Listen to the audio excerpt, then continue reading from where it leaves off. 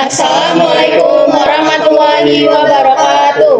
Kami dari kelompok 1 kelas 4 Manajemen Universitas Pakuan ingin berdiskusi tentang materi sistem informasi manajemen. Sebelumnya, izinkan kami perkenalkan terlebih dahulu. Saya Muhammad Anugrah Triardiawinata, NPM 2303. Saya Resa Fajila, NPM 22315. Saya Arinda Rizka Dianti, NPM 2279. Saya Ismawati Putri Marliani, NPM 2302. Saya Rasid Novianti, NPM 2287. Selamat menyaksikan.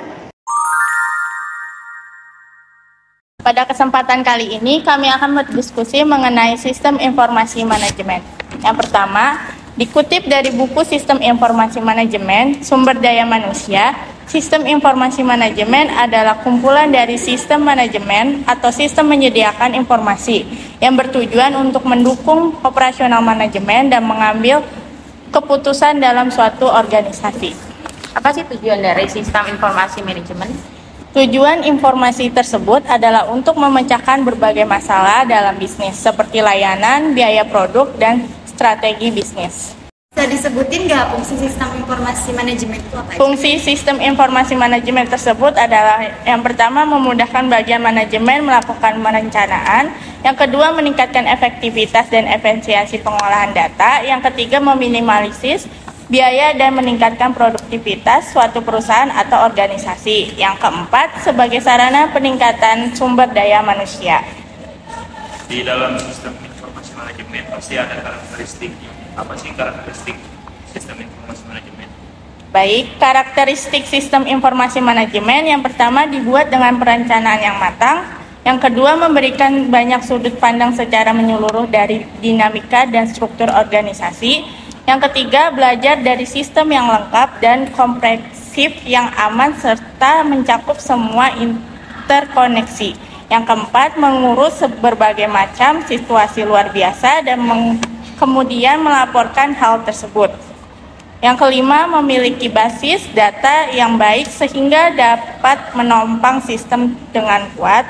Yang keenam, bersifat fleksibel sehingga mudah untuk dibagikan kepada sistem yang lebih kecil. Nah, kalau manfaat sistem informasi manajemen itu apa aja? Manfaat sistem informasi manajemen yang pertama meningkatkan akurasi data, kedua mempermudah koordinasi, yang ketiga meningkatkan kualitas SDM. Selanjutnya kami akan berdiskusi tentang pertemuan kedua, yaitu sistem informasi manajemen revolusi sistem informasi. Revolusi sistem informasi ini merupakan kegiatan bersama untuk mencapai suatu tujuan. Semua sistem meliputi 3 elemen, yang pertama input, kedua transformasi, dan yang ketiga output. Coba tolong sebutkan klasifikasi revolusi sistem informasi manajemen. Klasifikasinya itu ada 4, yaitu sistem tertutup dan terbuka. Yang ketiga itu ada sistem fisik, dan yang keempat sistem konseptual. Yang sistem tertutup itu tidak berhubungan dengan lingkungan dan tidak dipengaruhi oleh lingkungan. Sedangkan sistem terbuka adalah sistem yang berhubungan dengan lingkungan dan dipengaruhi oleh lingkungan. Sistem fisik dan sistem konseptual itu contohnya adalah komputer. Komputer adalah suatu sistem fisik, sedangkan data dan informasi yang disimpan di dalam komputer itu adalah sistem konseptual.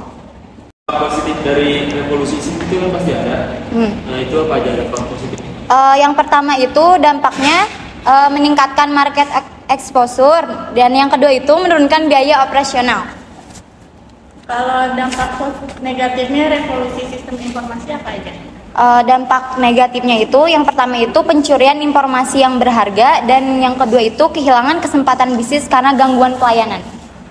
Kan tadi disebutin ya 3 elemen dari revolusi SIM, boleh dijelaskan nggak 3 elemen revolusi SIM itu apa aja? 3 elemen itu, yang pertama itu input. Nah, elemennya itu modal, energi, tenaga kerja, bahan baku, dan mesin. Sedangkan yang transformasi itu adalah proses produksinya sendiri. Sedangkan outputnya itu adalah barang jadi yang dihasilkan dari proses transformasi.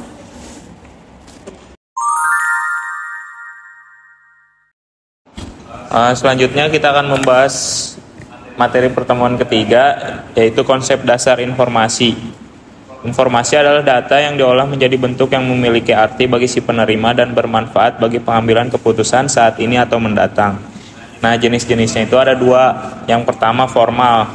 Formal yang dihasilkan dari dalam organisasi. Sebaliknya ada informal yang berasal dari luar organisasi. Boleh disebutin nggak sih ciri-ciri informasi itu kayak gimana? Ciri-ciri informasi yang pertama ada terbaru, tepat waktu, relevan, konsisten, dan yang terakhir penyajian dalam bentuk yang sederhana. Untuk penggunaannya, informasi itu ada berapa tahap sih? Untuk penggunaannya ada 3 tahap. Yang pertama low level, yang kedua middle level, yang ketiga top level. Fungsinya informasi itu apa sih?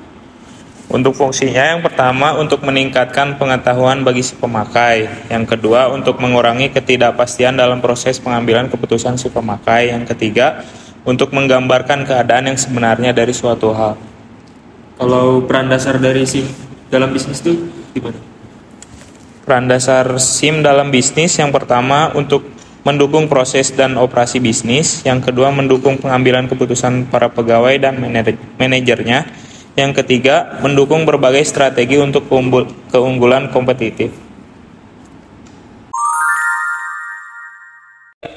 Selanjutnya kami akan menjelaskan kegunaan atau fungsi sistem informasi manajemen. Kegunaan atau fungsi sistem informasi manajemen itu supaya menghasilkan informasi yang dihasilkan atau oleh sistem informasi lalu dapat berguna bagi manajemen. Maka analisis sistem harus mengetahui kebutuhan-kebutuhan informasi yang dibutuhkannya. Untuk organisasi, supaya organisasi memiliki informasi yang bermanfaat dalam pembuatan keputusan manajemen, baik yang menyangkut keputusan-keputusan rutin maupun keputusan-keputusan yang strategis. Coba tolong sebutin kegunaan atau fungsi sistem informasi manajemen. Yang pertama itu untuk meningkatkan aksesibilitas, yang kedua untuk menjamin kualitas dan keterampilan, yang ketiga untuk mengembangkan proses perencanaan yang efektif, yang keempat mengidentifikasi kebutuhan-kebutuhan, yang kelima menetapkan investasi, yang keenam memperbaiki produktivitas dalam aplikasi pengembangan dan pemeliharaan sistem, yang ketujuh untuk mengolah transaksi, yang kedelapan mengolah cek-cek nasabah biasanya dipakai oleh bank, dan yang terakhir yang kesembilan kalau perusahaan untuk mempertahankan persediaan pada tingkat paling rendah agar konsisten.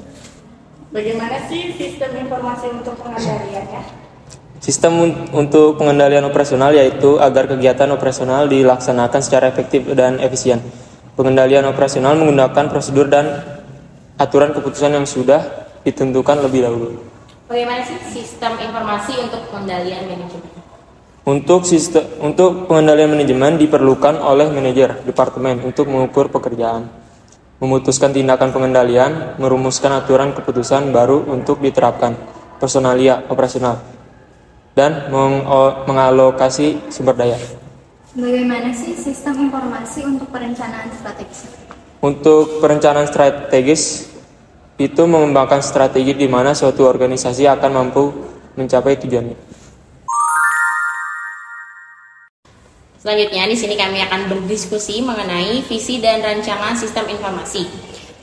Menurut Martin, visi informasi adalah ungkapan tertulis tentang keadaan masa depan dan apa yang diharapkan untuk kepentingan penggunaan informasi dan manajemen organisasi. Sedangkan rancangan teknologi informasi adalah cara sumber daya informasi seharusnya digunakan untuk mencapai visi informasi. Coba tolong sebutkan visi dan rancangan sistem informasi ketika akan menerapkan teknologi informasi. Organisasi atau perusahaan bisnis membutuhkan visi dan rancangan informasi ketika akan menerapkan teknologi informasi. Hal ini disebabkan yang pertama adalah penerapan atau aplikasi informasi tidak akan pernah dikelola hanya oleh satu orang. Yang kedua adalah penempatan sumber daya informasi perusahaan. Yang ketiga adalah penentuan rancangan sistem informasi membantu pembuatan keputusan tentang bagaimana bisnis sistem informasi akan dijalankan. Bagaimana cara membuat misi rancangannya? Cara membuat visi rancangannya ada beberapa prasyarat. Yang pertama adalah orang-orang yang berpartisipasi dalam pengembangan visi dan rancangan teknologi informasi seharusnya menunjukkan bagaimana latar belakang posisi mulai dari manajemen puncak hingga bagian sistem informasi. Yang kedua, harus disadari adanya kompleksitas dan luasnya penerapan teknologi informasi. Yang ketiga, adanya fasilitator, harusnya orang terpilih. Fasilitator ini orang dari luar organisasi yang diminta pendapatnya tentang aplikasi teknologi informasi. Apa saja sih langkah-langkah pengembangannya? Langkah-langkah pengembangan visi rancangan informasi yang pertama adalah review status organisasi saat ini. Terus juga dokumentasi tersebut dapat berbentuk statement visi sebelumnya, memo atau kesan-kesan dari penggunanya. Langkah keduanya adalah analisa arah strategi perusahaan dan visi strategi. Yang ketiga adalah kesadaran akan adanya kecenderungan umum teknologi, ketersediaan sumber daya atau teknologi. Yang keempat adalah identifikasi visi untuk peran informasi. Yang kelima adalah menentukan rancangan setelah langkah-langkah di atas dilakukan. Dan yang keenam adalah mengkomunikasikan visi dan rancangan. Yang ketujuh, rencana pemindahan atau migrasi plan. Keputusan tentang visi dan rancangan teknologi informasi harusnya digunakan sebagai input. Kalau manfaat dengan adanya visi dan rancangan sistem informasi apa aja? Dengan adanya visi dan rancangan sistem informasi, maka beberapa manfaat yang dapat diidentifikasikan adalah, yang satu adalah proses perencanaan lebih baik, yang kedua alat komunikasi untuk manajemen puncak, yang ketiga membantu pemasokan sistem, yang keempat menciptakan suatu ketertarikan bagi keputusan, yang kelima percepatan integrasi dan desentralisasi, yang keenam pengevaluasian visi pilihan-pilihan, dan yang terakhir adalah pemenuhan harapan manajemen.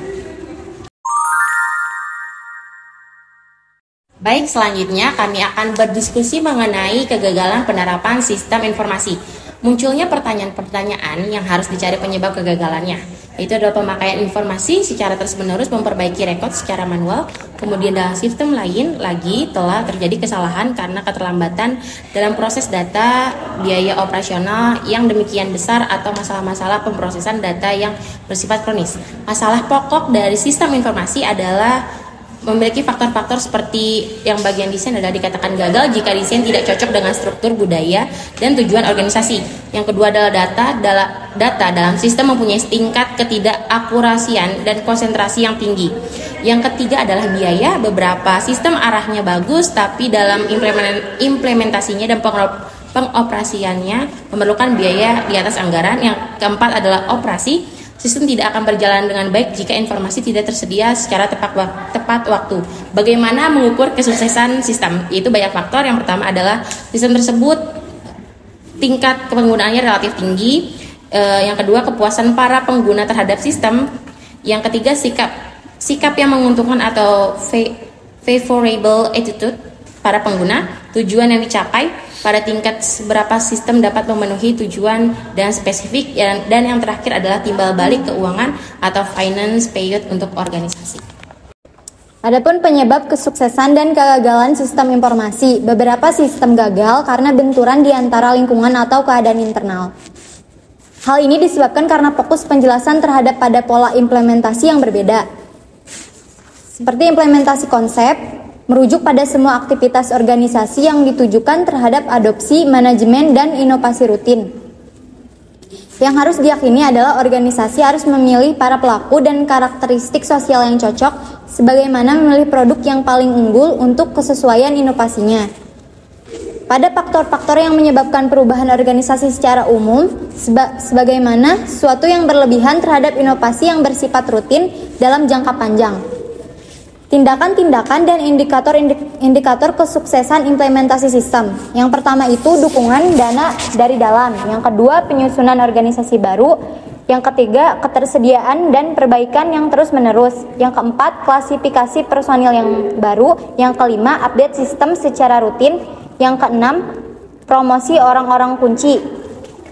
Dalam konteks implementasi, analisis sistem adalah agen perubahan. Analisis bukan hanya menggambarkan solusi teknis, tetapi juga mendefinisikan konfigurasi, interaksi, aktivitas pekerjaan, dan hubungan struktur antara berbagai kelompok dalam organisasi. Kemudian ada studi memfokuskan pada isu-isu seperti yang pertama itu konflik antara orientasi teknis atau mesin dari spesialis sistem dan penggunaan yang berorientasi pada bisnis atau organisasi. Yang kedua, dampak sistem informasi pada struktur organisasi. Yang ketiga, aktivitas perencanaan dan pengembangan sistem manajemen. Yang terakhir, tingkat partisipasi pengguna dalam proses desain dan pengembangan sistem. Selanjutnya, ada dimensi dan indikator kegagalan sistem informasi. Untuk dapat mematakan penyebab kegagalan sistem informasi, maka dibuatlah dimensi-dimensi sebagai instrumen pengukur pada sistem informasi tersebut. Yang pertama ada dimensi organisasi, yaitu dukungan dan komitmen pemimpinan. Yang kedua, hukum, politik, dan regulasi. Yang ketiga, keuangan. Yang keempat, strategi dan manajemen risiko. Adapun dimensi sumber daya manusia. Dimensi yang mencakup faktor-faktor manusia sebagai pelaksanaan, teknis, maupun penggunaan. Beberapa indikator untuk mengukur SDM antara lain adalah: yang pertama ada sosial dan budaya, yang kedua ada motivasi, ketiga kompetensi TIK, yang keempat ada pendidikan dan pelatihan. Yang selanjutnya yaitu dimensi teknologi. Teknologi merupakan dimensi dalam kegagalan sistem informasi yang mencakup seluruh aspek yang berhubungan dengan teknis dan infrastruktur, teknologi, informasi, dan komunikasi. Dimensi ini biasanya berkaitan erat dengan keuangan, di mana membutuhkan alokasi anggaran yang terbesar dibandingkan dengan aspek-aspek lain. Dalam penerapannya, pemerintah dapat mengelola TIK sendiri maupun dikelola oleh pihak ketiga, seperti manajer service, cloud, dan lain-lain.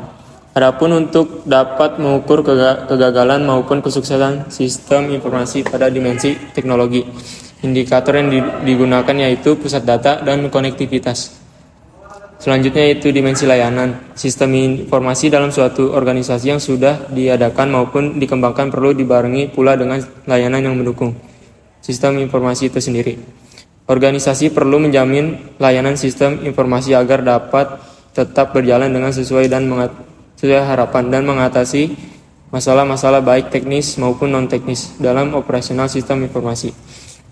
Indikator pada dimensi layanan, yang pertama komunikasi, yang kedua kualitas dan dukungan layanan, dan yang ketiga data dan informasi, dan yang terakhir dimensi proses.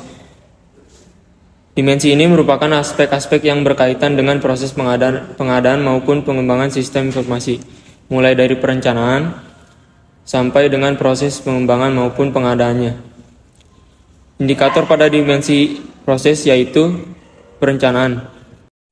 Selanjutnya ada model evaluasi sistem informasi. Yang pertama ada fokus penggunaannya. Pada fokus evaluasi penggunaan, kegagalan atau kesuksesan suatu sistem informasi diukur dari beberapa variabel yang berpengaruh pada penggunaan sistem. Model evaluasi sistem informasi dengan fokus penggunaan cocok digunakan untuk melakukan evaluasi di mana faktor-faktor selain sumber daya manusia tidak mempengaruhi kesuksesan atau kegagalan, serta digunakan untuk mengetahui pengaruh dari masing-masing variabel. Pada model evaluasi terhadap keberhasilan suatu sistem informasi dari perspektif pengguna, mengetahui tingkat penerimaan penggunaan terhadap sistem informasi yang baru. Dalam implementasi e-government, evaluasi ini dapat digunakan untuk mengukur penerimaan masyarakat terhadap layanan publik berbasis digital, baik layanan informasi publik, website pemerintah, layanan administrasi, perizinan, dan layanan-layanan lainnya. Itulah hasil diskusi kelompok kami, kurang lebihnya mohon maaf. Wassalamualaikum warahmatullahi wabarakatuh.